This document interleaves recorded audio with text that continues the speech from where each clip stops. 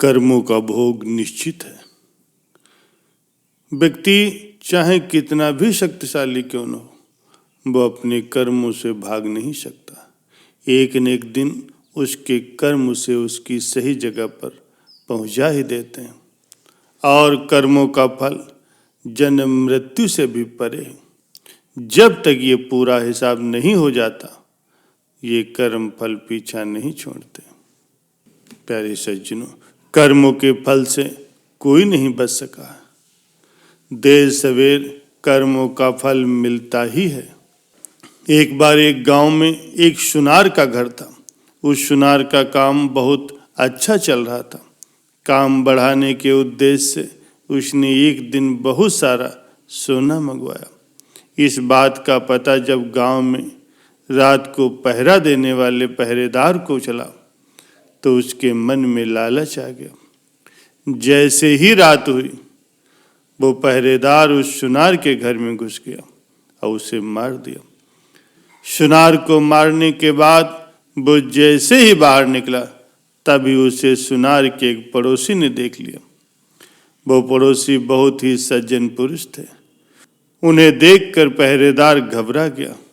उस सज्जन पुरुष ने पहरेदार के हाथ में जब बक्सा देखा, तो उससे सवाल पूछना शुरू कर दिया। ये बक्सा लेकर के तुम कहाँ जा रहे हो?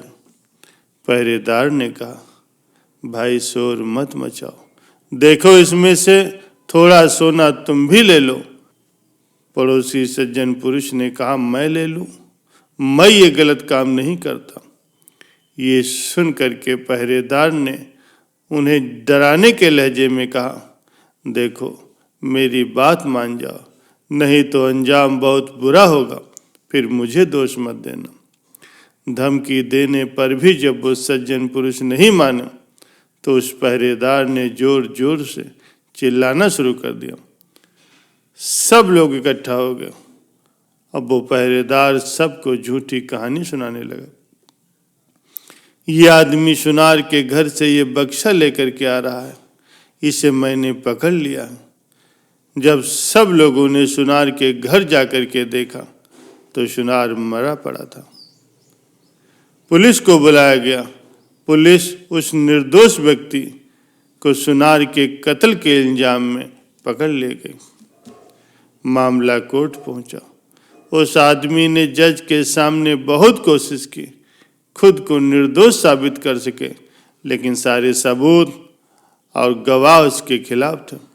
जैसे ही उसको फांसी की सजा हुई, वैसे ही उसके मुख से निकला, भगवान के दरबार में कोई न्याय नहीं।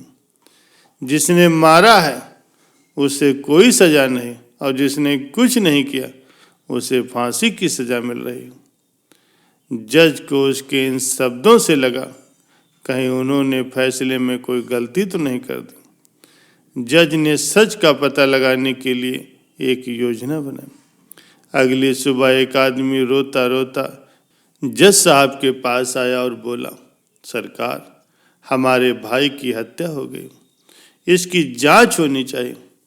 उस समय जज ने फांसी की सजा पाए हुए उस व्यक्ति को और उस पहरेदार को उस मरे हुए व्यक्ति की लाश उठाकर लाने को कहा। जब दोनों उस बताए गए पते पर पहुंचे, तो देखा खून से लथपथ एक लाश चारपाई के ऊपर पड़ी। उस पर चादर डाली गई।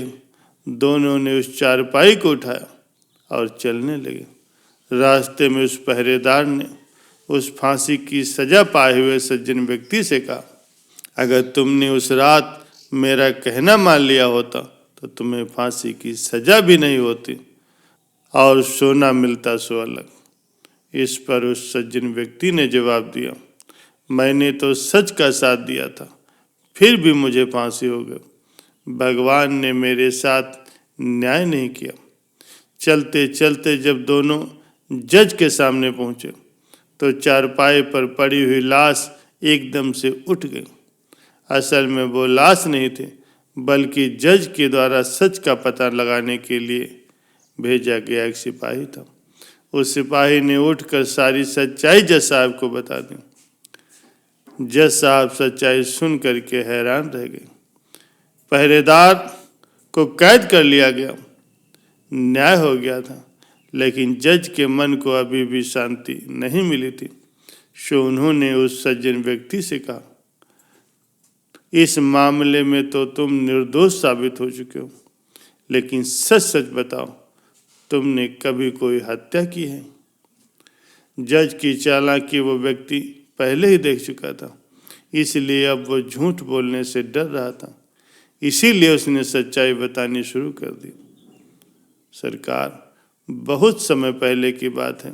एक दुष्ट व्यक्ति मेरी गैर हाजिरी में मेरी पत्नी से मिलने आया करता था। मैंने अपनी पत्नी उस व्यक्ति को बहुत समझाने का प्रयास किया, लेकिन वो नहीं माने। एक दिन जब मैं अचानक घर पर गया तो देखा कि वो व्यक्ति मेरे घर पर ही था। ये देखकर मुझे बहुत गुस्सा आया। मैंने तलवार से उस व्यक्ति को मार दिया और घर के पीछे बहती नदी में उसकी लाश फेंक दी। इस बारे में कभी भी किसी को कुछ भी पता नहीं चला। ये सुनकर के जज साहब ने कहा, मैं भी यही सोच रहा था कि मैंने कभी कोई गलत काम नहीं किया और न ही कभी किसी से रिश्वत ली, फिर मेरे हाथ से ये गलत फैसला कैसे हो गया। खैर, अब तुम्हें अपने कर्मों का फल तो भोगना ही होगा।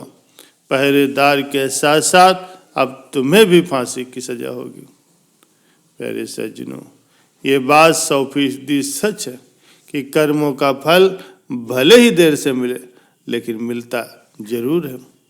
फल कैसा होगा, ये इस बात पर निर्भर करता है कि आपके कर्म कैसे थे। आप अपने बुरे कर्मों का फल अच्छे कर्म करके टाल नहीं सकते।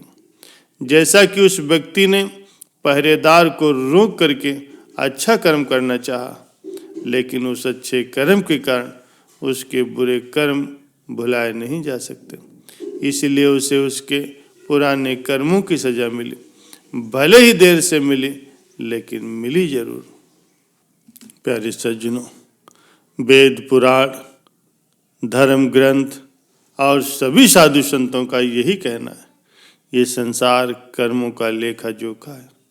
आप जहां भी जाते हैं, जो कुछ भी करते हैं, आपके कर्म आपको शांतिपूर्वक देख रहे होते हैं। किसी भी दिन आपको आपके कर्मों का फल आपको भोगना ही पड़ेगा। इसलिए हर समय उचित कर्म करना अनिवार्य है।